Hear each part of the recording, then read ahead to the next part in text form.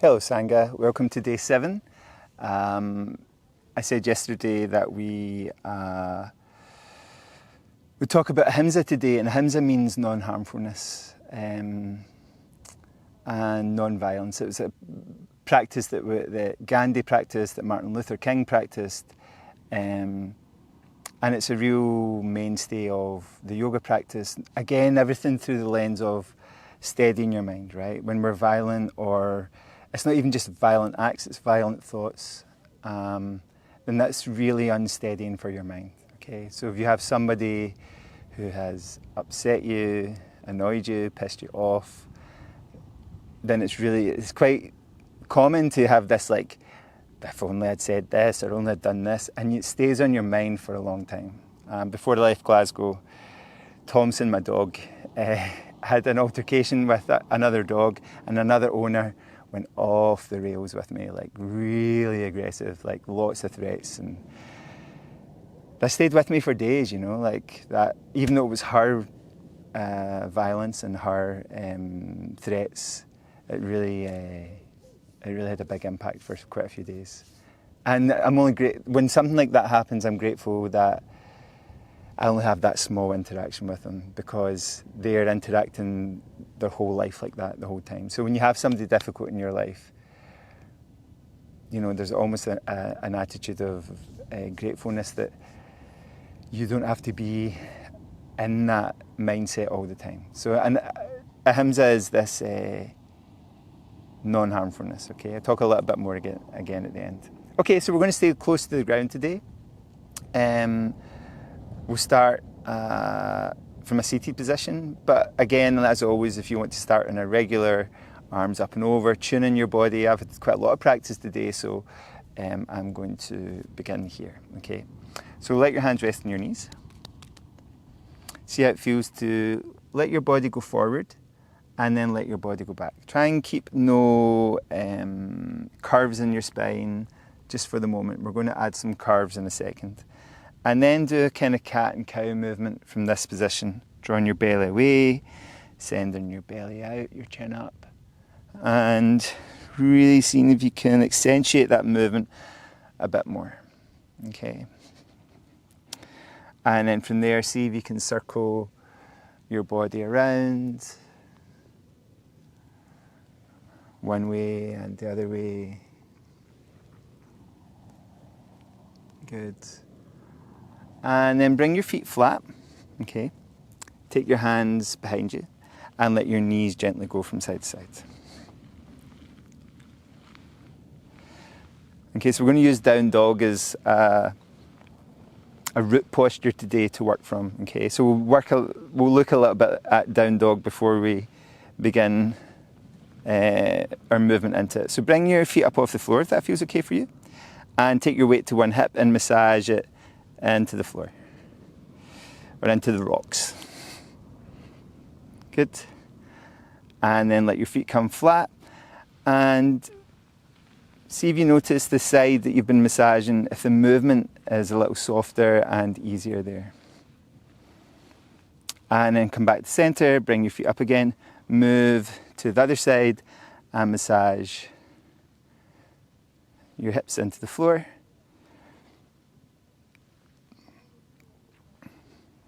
See how that feels for you today. Good. Then let your feet come flat again. Okay, and again let your knees drift from side to side. And maybe your hips are a bit freer after that, okay? Bring your legs forward, okay? And extend them all the way out, okay? And push away through your heels and point your toes back towards you.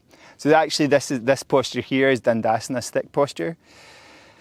And it's quite tough actually. It's not an easy posture to sit well with your legs really firm against the ground, your torso really sitting tall. But what we're going to do is add our arms into it and push your palms towards the sky.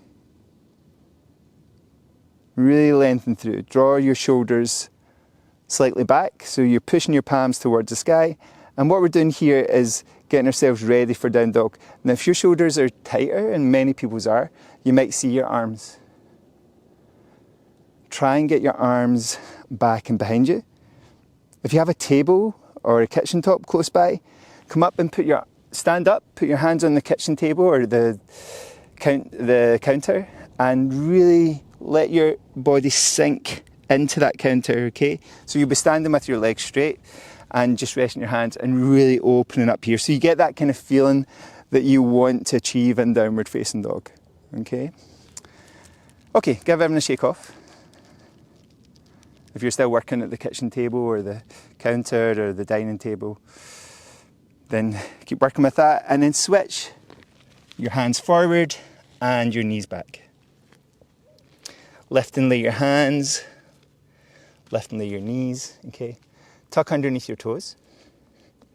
Let your hips drift back towards your heels, and like I said, we're going to work with downward dog. So to come to downward dog, try and get this feeling of your arms staying back, okay, your shoulders staying back, and it's almost like somebody's drawing you by the heels back and down. So your arm position doesn't really change from there. You don't throw yourself forward to come up. You let your heels go back and down. And then pedal one side down and the other side down.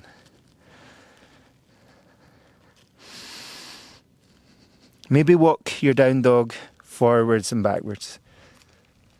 Just see how that feels for you today, what's happening with your body today.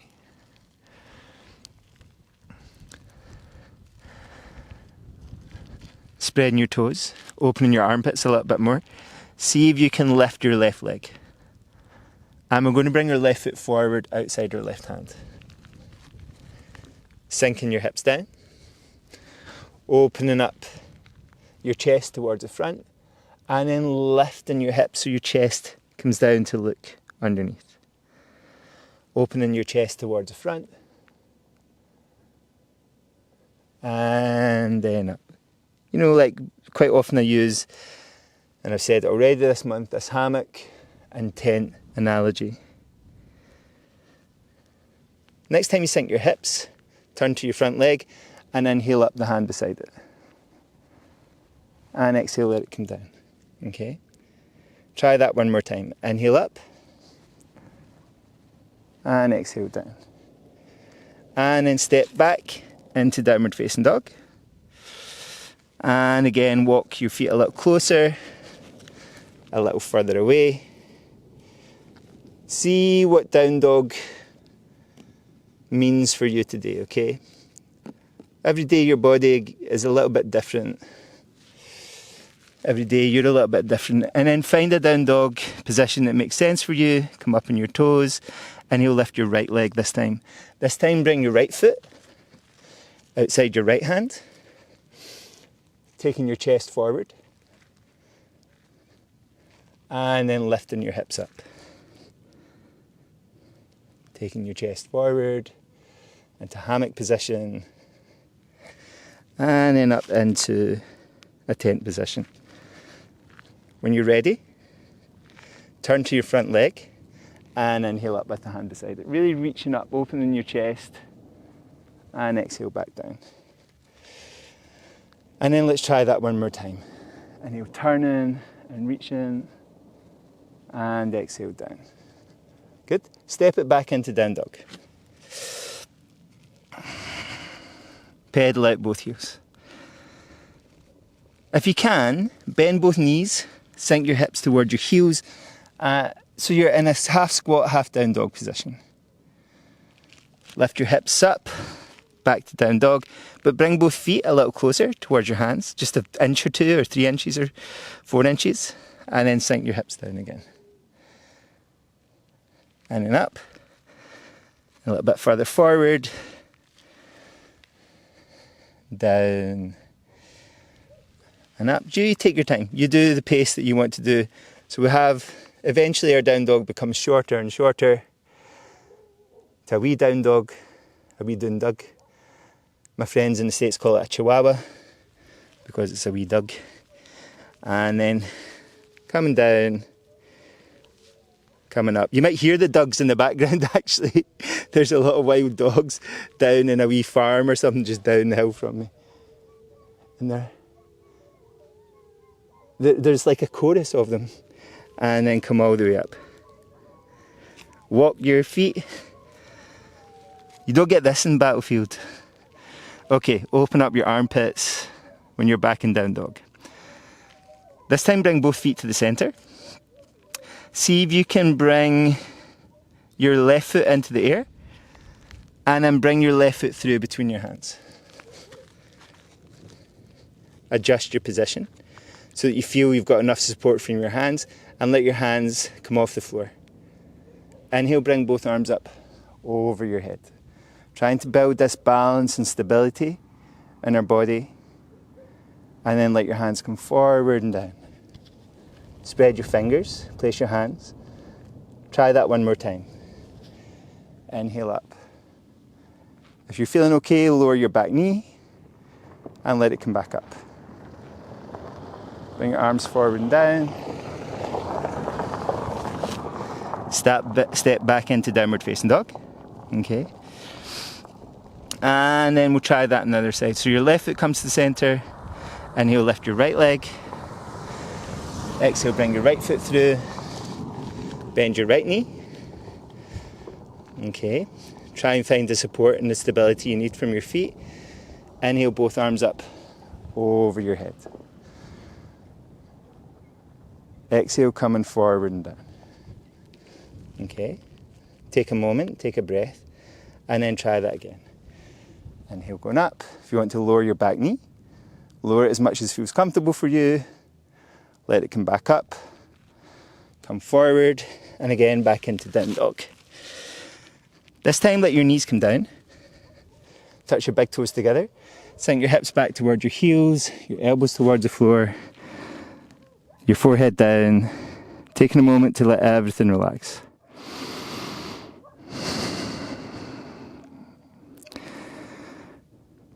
Let's give ourselves a little break from the full down dog. So bring your knees together. Let your hips rest on your heels. Good. And from there, reach all the way up again.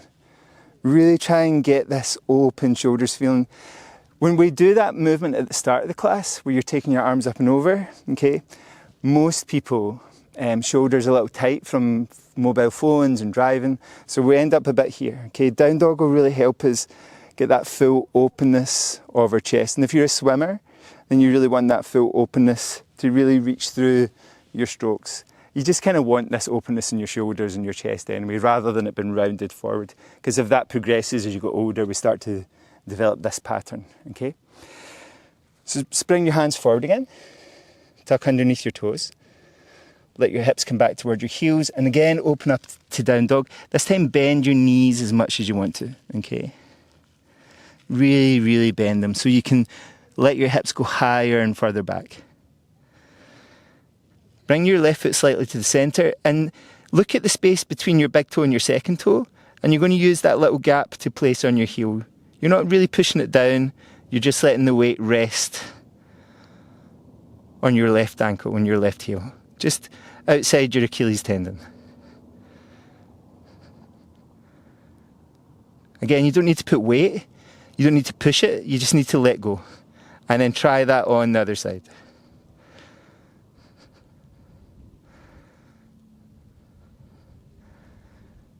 And then let both feet come back to your regular down dog. Maybe shift your shoulders forward and see if you can touch one shoulder with the opposite hand, and then try that on the other side.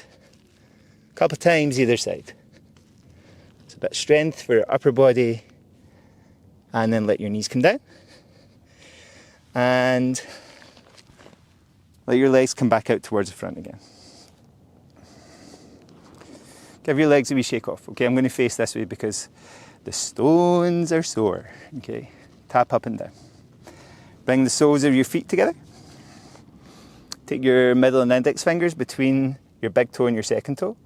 Let your weight come slightly back. So your heels are up. Okay. See if you can send your right foot out to the side. Bring it back to the center. See if you can take your left foot out to the side. Back to the center. So you can take both feet out. Back to the center. Okay. Keep your heels up if you can, if you're still with me, okay? Taking one foot out in front rather than out to the side. Bring it back to the centre. The other foot out in front. Back to the centre. And then both feet out in front. And then back to the centre, okay? Cross your legs again. And let yourself do a little cat and cow movement again for your spine after all that down dog, okay? I'm going to do a wee bit more for our shoulders too. So coming backwards and forwards. And then letting our arms open up. And let your elbows and your fingertips come together. Let them open up into cactus arms. There's lots of cactuses where I'm staying actually. And connect. Open up again. And connect. Open up again. And then just shake everything off. Shake off your fingers, your wrists. Roll through your shoulders. Okay. So let's continue with the breath practice. If you're finding that you just like focusing on your breath without any instruction and you're able to slow it down and make it smooth and fine, which is the point, then don't worry so much about the techniques, okay? But if you find your mind wanders and you're not really focused in on your breath, then the techniques are for that, okay? So once you find your seated position for the day, I'm actually going to take my shoes and set them underneath my hips. Give myself a little extra support, a little bit extra height.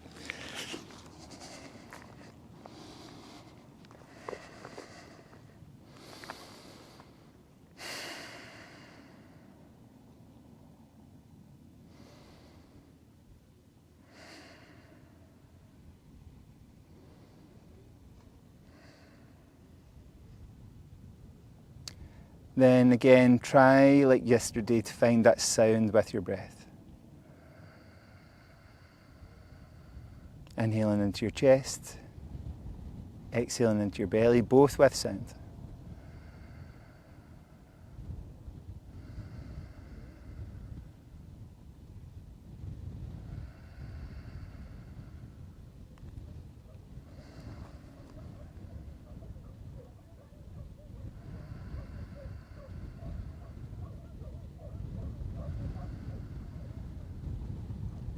And then, like on previous days, can you add a pause between the inhale and the exhale?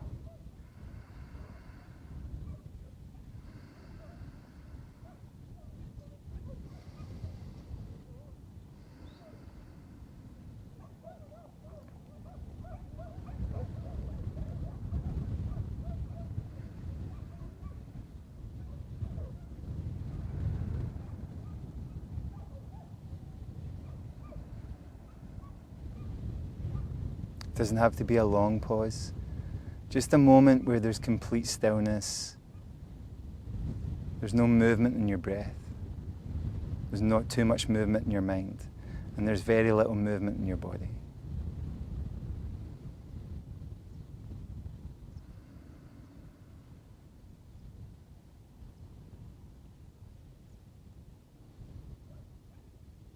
Taking this time to be still.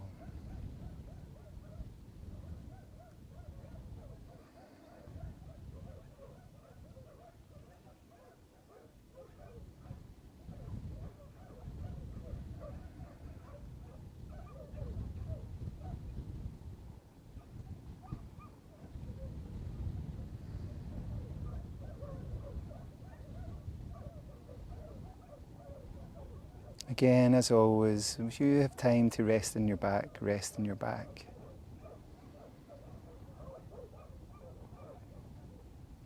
Even a minute or two of fully letting go.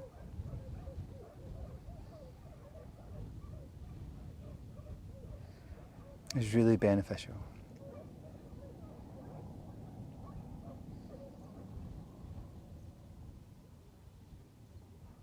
Of lowering your heart rate. Lowering your blood pressure.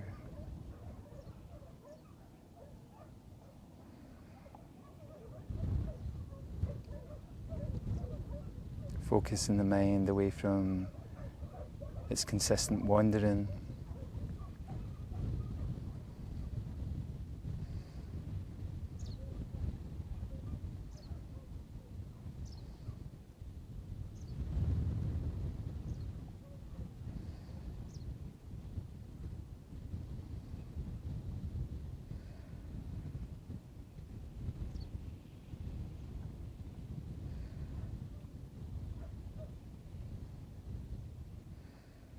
And whenever you want to move your fingers or toes, if you want to lengthen through your body, lengthen, the sun's come out. You want to hug your knees, hug your knees. You want to lie on your side, lie on your side.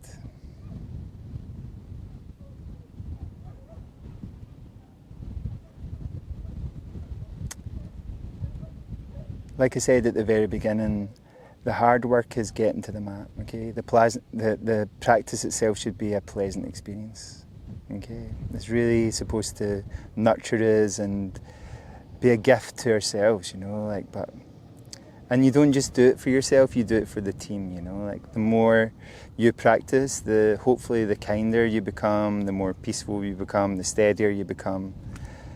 And you can gift that to the people around you. But first you have to gift it to yourself. Okay, let your fingertips connect, the base of your palms connect. Thanks to the dogs for their audible aid in our down dog practice.